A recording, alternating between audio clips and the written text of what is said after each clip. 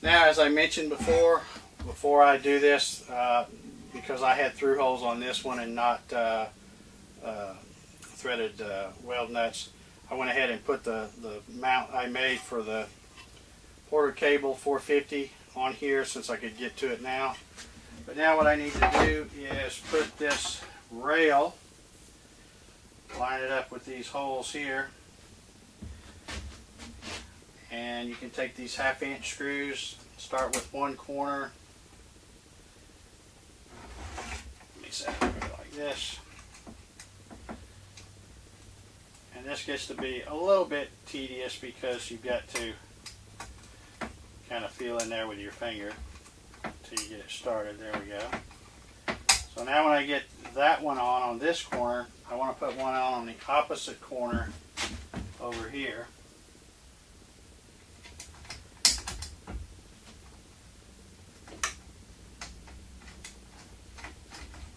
And again, I'm not going to tighten these up all the way. I'm just kind of getting them started.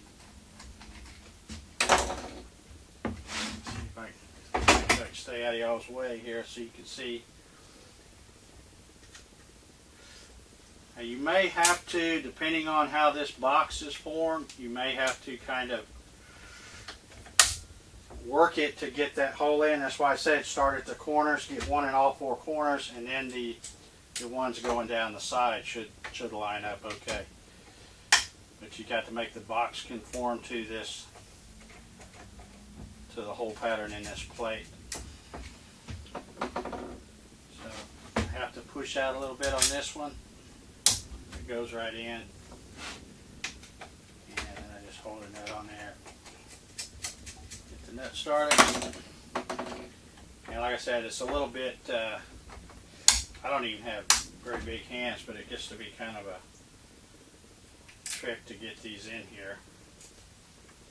But because this material is so thin and light, there's just not enough meat there to tap these holes to be able to do away with the nut. Okay, a while ago when I was showing how to put this plate on here, apparently the camera cut off because my SD card got full, so I took my SD card into the house to transfer all the files off of it and empty it out. And then when I came back out, the battery was going dead on the camera. So here we are about 2 hours later. I got the battery charged, the SD card's empty.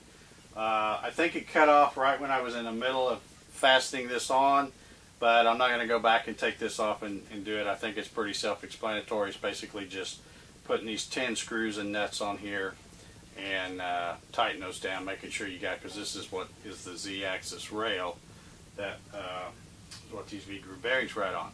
So I already had this installed in a couple other pieces before I realized the camera had shut off. So I've taken them back off so that I can go through this again.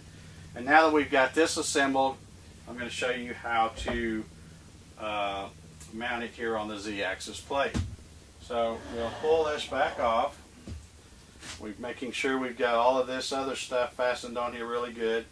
If you look close, you can see that I've got these V-groove bearings all the way, well, I guess it goes like this.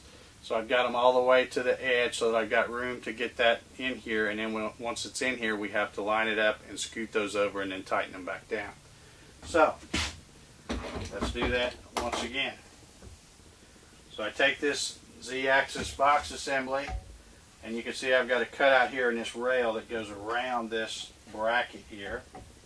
And so I stick it in those V-groove bearings that are down below, and then what I want to do is I always start with this middle one here, and I loosen that up so that it will slide down, and then as I get it loose enough where I can slide it all the way down and make contact with the rail, I hold that down, take a screwdriver, kind of hold my finger on the caps nut so that it won't turn, and just kind of slid that up.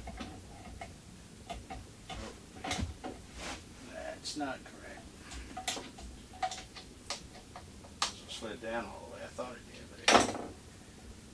Okay, there. So we're going to hold that down, tighten this back up, sure, there we go, that we've got it riding against that rail. And you can kind of tell, because if you just take your finger and try to turn this V-groove bearing, you can tell that there's friction, that it's touching this rail here, so you can tell that you've got it tight. So then we just go to the other two on either side of that one, loosen these up, push them down, hold them, tighten them back up. You can see as I move that bearing, it's moving the whole thing, so you can tell that one's good and snug. Now do this final one down here on the bottom.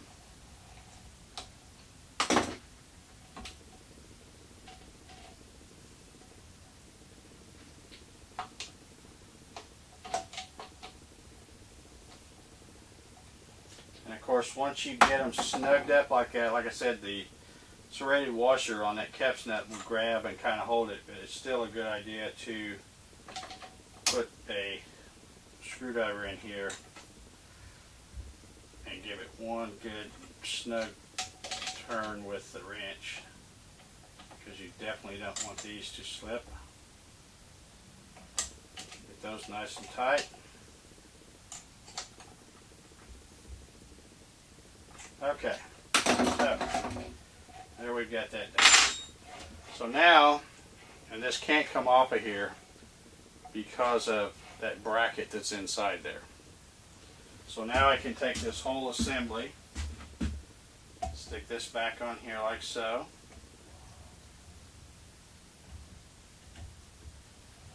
And now I've got all three axes moving here and ready to go.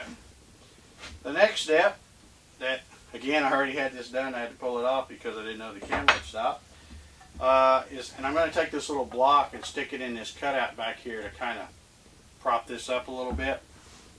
But this is an 11 gauge bracket that you mount the stepper motor to.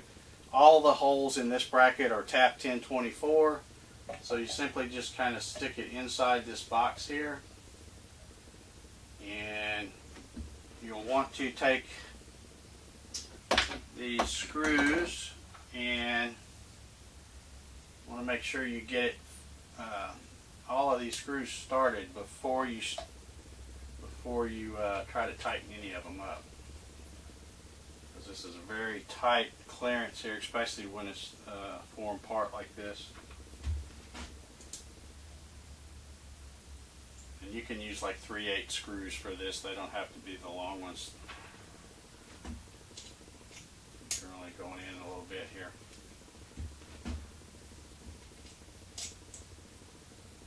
Okay, once you get all of the screws started, you can come in here with a screwdriver and tighten them down.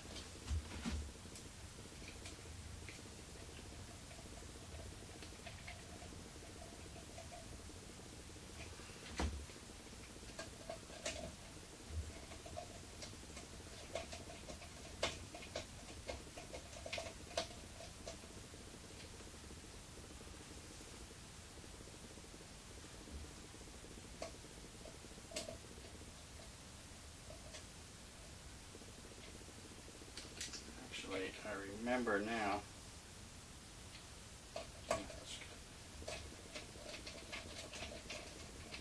So we'll get that tight. Also, if you buy package B from me, which is the lead screws, the lead nuts, the couplings, and all these little bearing holders and things like that, you'll also get this one that goes in the bottom of the Z box here, which is the bearing that just supports the lead screw that goes through here. This is just a piece of HDPE that's tapped 1024, and the hole will be concentric when you put this up here. So you want to put this inside there, and this is a snug fit.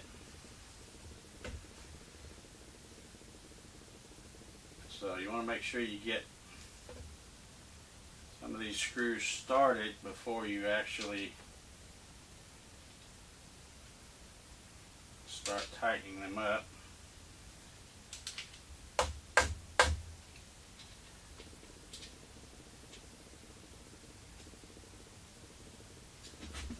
Yeah, let's see,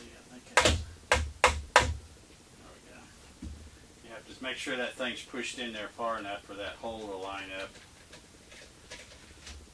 And then once it starts going. Okay.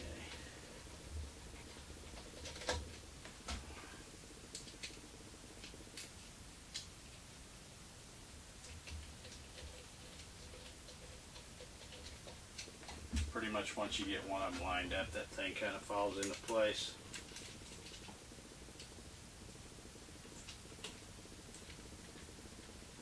So once you get all the screws started, you're okay to go ahead and tighten that down.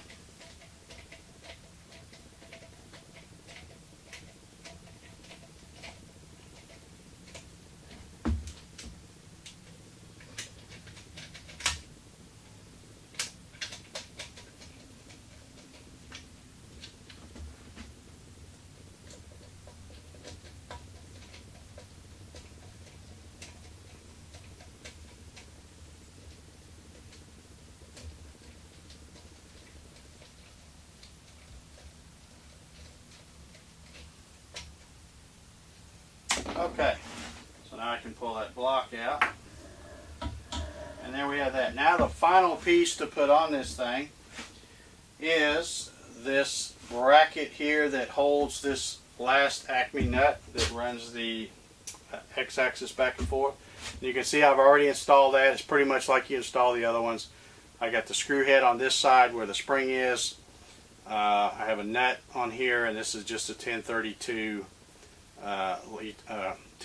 screw and nut here to hold those on. So got that tightened up, and now I'm going to move the camera around here, put it on the back here so you can see how I put this on here.